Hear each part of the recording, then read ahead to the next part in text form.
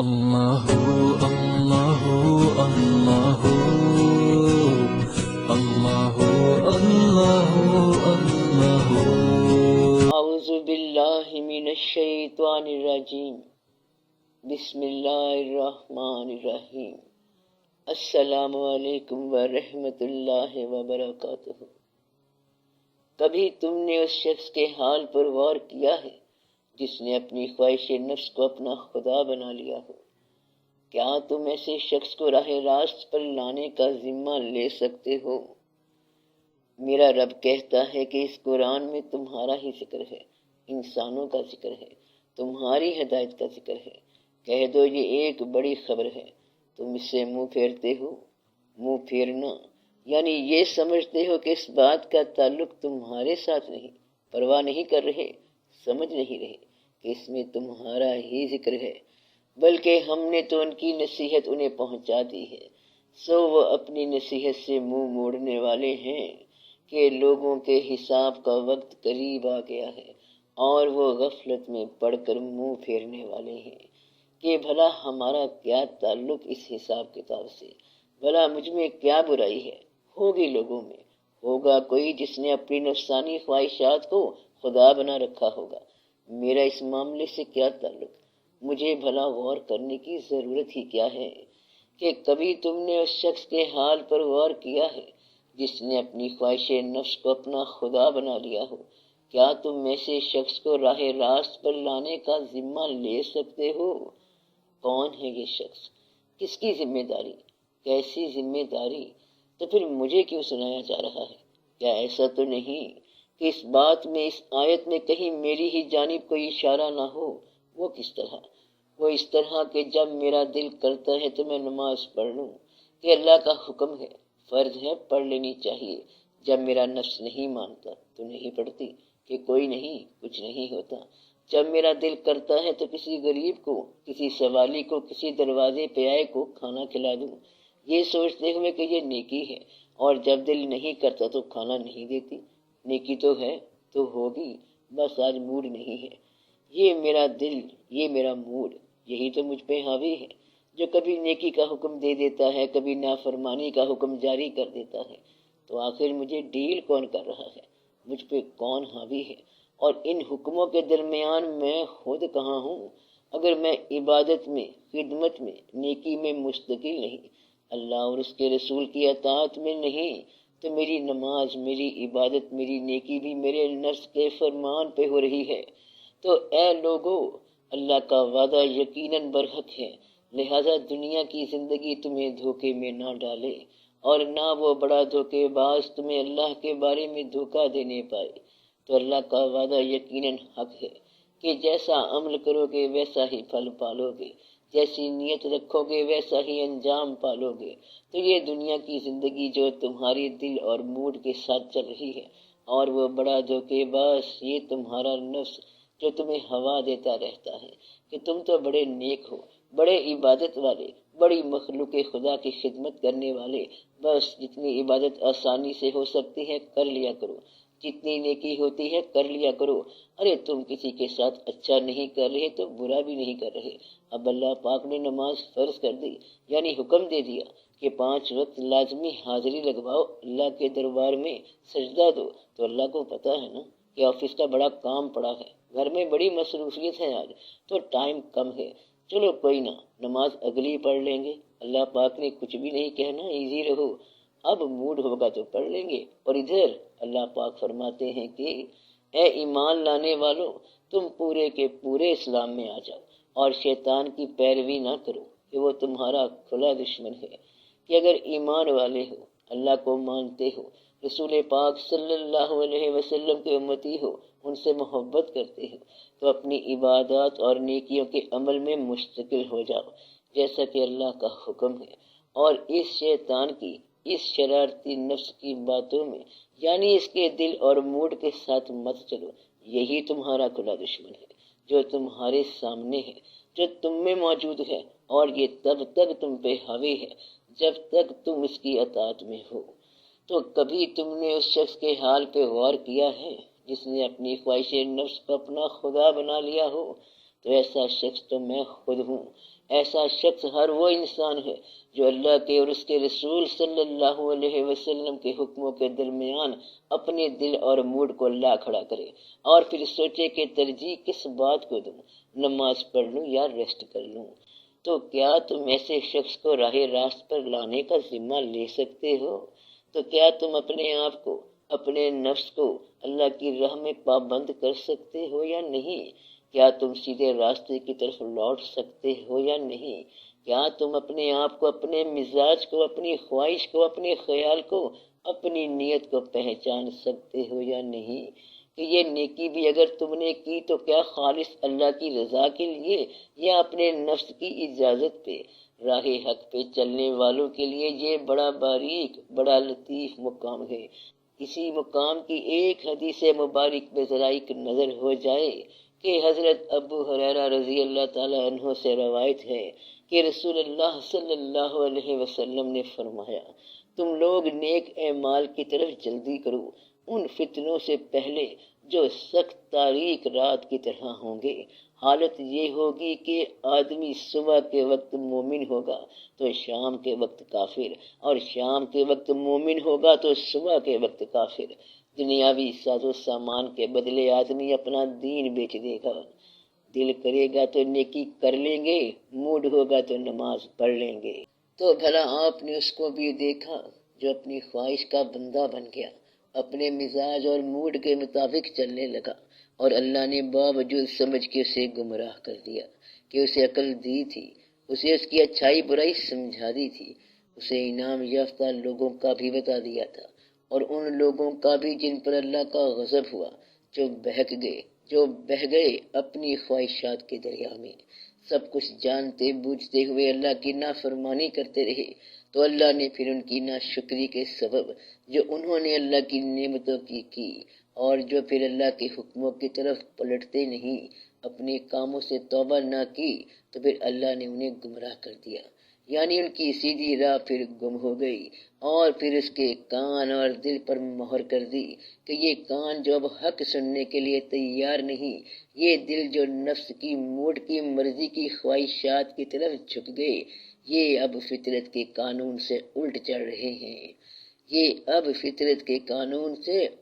رہے ہیں، اللہ کے قانون سے ٹکرا رہے ہیں کہ اگر اللہ جانتا کہ ان میں کچھ بھی بھلائی ہے تو ضرور انہیں سنوا دیتا کہ یہ جو غلطی کر رہا ہے یہ جان بوجھ کر نہیں کر رہا بلکہ انجان ہے، تو اللہ اسے معاف کر دیتا، لیکن یہ تو جان بوجھ کر سب کچھ جانتے بوجھتے کر رہا ہے، تو سوئے ہوئے کو تو جگایا جا سکتا ہے، لیکن جو جان بوجھ کر آنکھیں بند کیے پڑا ہو اس کا کیا علاج؟ اور اگر اس بھلائی کے بغیر انہیں سنواتا تو وہ بے رخی کرتے ہوئے پیٹھ پھیر دیتے، یعنی پرواہ ہی نہ کرتے، اس بات کو اہمیت ہی نہ دے۔ تو اللہ نے ان پر مہر کر دی کہ یہ ان میں سے ہیں جو اب پلٹنے والے نہیں، اور ان کی آنکھوں پر پردہ ڈال دیا کہ یہ جو عمل کر رہے ہیں اس کو نیکی دیکھتے ہیں، سمجھتے ہیں ہم جو کر رہے ہیں ٹھیک کر رہے ہیں۔ اللہ بڑا مہربان ہے، اسے پتا ہے کہ رات میں بڑی لیٹ نائٹ تک مووی دیکھتا رہا، ویڈیو گیم کھیلتا رہا، میں آفس کے کام میں لگا رہا، میں کالج کی اسائنمنٹ بناتا رہا، تو نہ عشاء پڑھی گئی اور فجر تو خیر پھر مشکل ہی ہے، اب اٹھنا ہی مشکل ہے، کیا کریں؟ تو پھر اللہ کے بعد ایسے کو کون ہدایت کر سکتا ہے جسے اللہ نے تمام نیکی بدی سمجھا دی اور وہ پھر بھی رستے سے ہٹ گیا؟ تو پھر تم کیوں نہیں سمجھتے کہ رسول پاک صلی اللہ علیہ وسلم کا فرمان مبارک ہے کہ اللہ کی طرف سب سے زیادہ محبوب عمل وہ ہے جس کو ہمیشہ کیا گیا ہو اگرچہ تھوڑا ہو، کہ اللہ تعالیٰ کے نزدیک پسندیدہ عمل وہ ہے جو مستقل مزاجی کے ساتھ قائم رکھا جائے، تھوڑا عمل لیکن ہمیشگی والا، اس زیادہ عمل سے بہتر ہے جو بعد میں ترک کر دیا جائے، کیونکہ جو عمل مستقل ہوتا ہے وہ تھوڑا ہو یا زیادہ ہو، وہ عمل اطاعت اور فرما برداری کے ساتھ جاری رہتا ہے اور اس میں خالق کی طرف توجہ رہتی ہے۔ تو بات اتنی ساری ہے، یقین کے ساتھ مانو تو آپ اللہ کو قریب پاؤ گے۔ اللہ کو نہ چھوڑنا، اللہ تمہیں نہیں چھوڑے گا۔ وہ عمل نہ کرو جس کے بعد آپ کو ندامت ہو، جس چیز سے اللہ نے منع کر دیا ہے اس سے بچنا، منع کی ہوئی بات سے بچنا عبادت ہے، اللہ کی ناراضگی سے بچنا عبادت ہے، اور اللہ کی رضامندی کو چاہنا عبادت ہے۔ اب آسان سی بات ہے کہ عبادت کیا ہے۔ یا اللہ مسلمانوں کی فلاح فرما، مسلمانوں کی فلاح مانگنا عبادت ہے۔ یا اللہ مسلمانوں کو آسانیاں عطا فرما، یہ کہنا عبادت ہے۔ یا اللہ مسلمانوں کو مسلمان ہی بنا دے، یہ عبادت ہے۔ ان کے باطن سے وہ چیز نکال دے جو بیماری ہے، یہ عبادت ہے۔ یا اللہ میرے حال پہ رحم فرما، یہ عبادت ہے۔ ماں باپ کی خدمت کی توفیق عطا فرما، یہ عبادت ہے۔ اولاد کی خدمت کی توفیق عطا فرما، یہ عبادت ہے۔ یا اللہ میں اس صفت کا تحفظ کر لوں جو آپ نے عطا فرمائی ہے، جو میں جانتا ہوں اور آپ جانتے ہیں، یہ عبادت ہے۔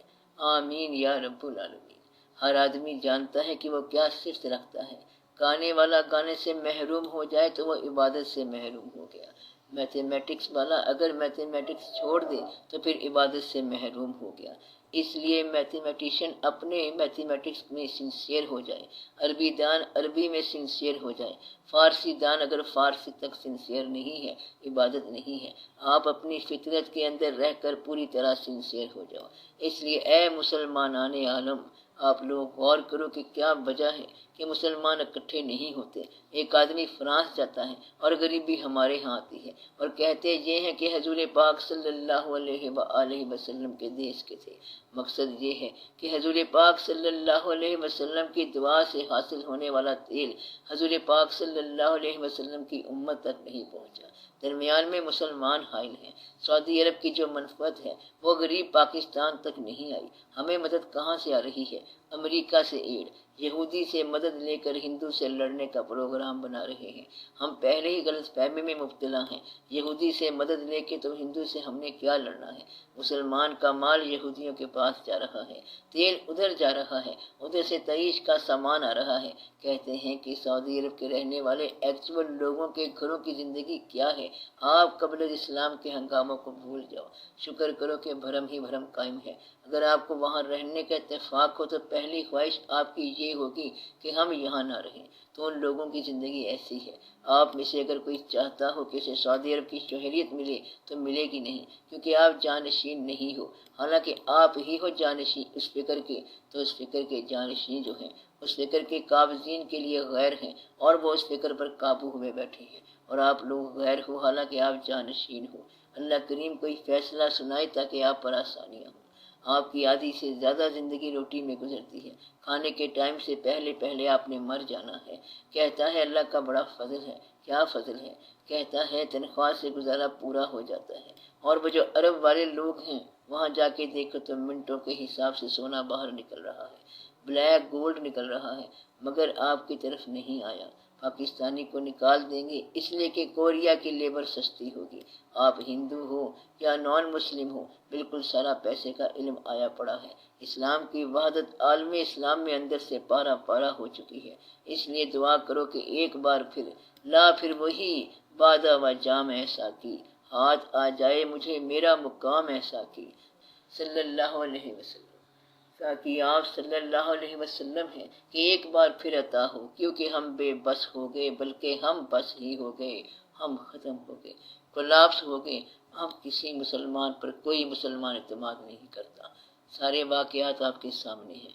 پرانے زمانے میں ہندو جو تھے پتہ ہے کیا کہتے تھے کہ مسلمان ہو کے جھوٹ بولتے ہو، یہ کیسے ہو سکتا ہے؟ تو ہندوؤں کے لیے مسلمان کا جھوٹ بولنا بڑے تعجب کی بات ہوتی تھی، اور آج مسلمان ہی مسلمانوں کے ساتھ جو کچھ کر رہے ہیں وہ آپ کو پتہ ہے۔ کیا کہیں، گھر کی بات ہے۔ بھائیوں کو دیکھو، رشتہ داروں کو دیکھو، محلے داروں کو دیکھو۔ محلے میں رہنے والا اپنے محلے سے نا آشنا ہے۔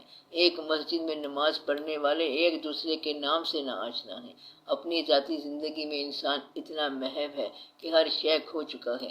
اس لیے دعا یہ ہونی چاہیے کہ اللہ کریم ہماری ان فرائض کی بجا آوری میں مدد فرمائے جو اللہ کریم نے ہم پر نافذ فرمائے ہیں، زندگی کی شکل میں، صفات کی شکل میں، حالات زمانہ کی شکل میں، انٹرنیشنل صورتحال کی شکل میں، اور دین اسلام کی شکل میں۔ جو فرائض ایکچول ہیں کہ یہ نماز، روزہ، حج، زکوٰۃ ہے، ان کی شکل میں اور زندگی کی شکل میں۔ اس کا بھی بڑا تقدس ہے زندگی میں۔ ایک بار اللہ تعالیٰ نے کہا کہ میں نے آپ پر بڑا احسان کیا، کیا احسان کیا اللہ نے، میں نے آپ کو اسلام دیا، بڑی مہربانی، شکر ہے۔ آپ کو انسانی شکل دی، بڑی مہربانی، شکر ہے کہ اللہ کریم ہی ہے چھپکلیوں کو بنانے والا، ہر چیز بنانے والا، اور اس نے انسان بنایا اور ہمارے علم اور تقاضے کے بغیر ہی ہمیں اسلام عطا فرمایا، شکر ہے اس کا۔ اور جو اللہ کریم نے زندگی عطا فرمائی اس کا شکر کیسے کرو گے؟ یہ زندگی جو ہے یہ تذب ذب کی بجائے آسانی میں گزار کے جاؤ۔ آپ بات سمجھ رہے ہو؟ اس زندگی کو بھی لطف کے ساتھ گزارو۔ اب یہ دیکھنا کہ اس کو کیسے گزارے، یا خواہش کم ہو اور حاصل اتنا ہی رہے، پھر بھی گزارا چل جائے گا۔ حاصل نہیں بڑھتا تو خدا کے بندے خواہش ہی کم کر دو، بھائی کی مدد نہیں درکار، یہ چھوڑو، یہ فیصلہ ہو گیا۔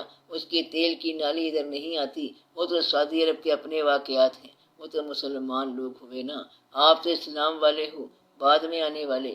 بھائیوں کی سنگ دلی کا یہ عالم ہے۔ بہرحال اب آپ یا تو خواہش کم کر دو، حاصل تو اتنا ہی رہے گا، یا دعا کرو کہ حاصل بڑھ جائے، یا تو ملک کے اندر کوئی ایسی صورتحال پیدا ہو جائے کہ لوگ اپنے سرمایہ سے نجات پائیں۔ کیسے نجات پائیں؟ سرمایہ اندر سے ڈنگ لگائے گا، تب کوئی احساس ہوگا، ورنہ مسلمان ہوگا اور یتیم کا مال کھائے گا، اور اللہ کے گھر جا کے سلام کرے گا، اللہ کے حکم کو توڑا ہے اور اللہ کے پاس آ گیا ہے، اتنا گستاخ ہے۔ آپ بات سمجھ رہے ہیں نا؟